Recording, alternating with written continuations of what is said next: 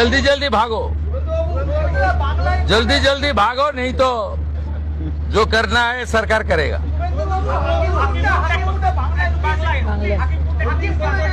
না না, আমি হাকিমপুর সম্পর্কে জানি না, আমি মিডিয়াতে দেখছিলাম, কিন্তু এটা নতুন কিছু নয়, প্রেজেন্ট অ্যাক্টই রয়েছে। এবং আমরা বলে দিয়েছি যে বাংলাদেশের অবৈধ অনুপ্রবেশকারী তাদেরকে কোর্টে পাঠানোর কোনো দরকার নেই, আইনে নেই, সরাসরি পুলিশ নেবে এবং বিএসএফ এর হাতে হ্যান্ডওভার করবে।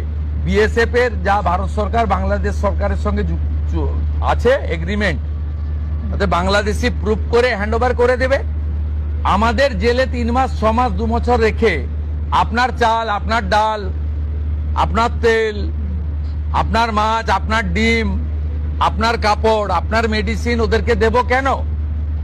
এটা তো ভারতীয়দেরই ক্ষতি হচ্ছে, আমাদের রাজ্যেরই ক্ষতি হচ্ছে।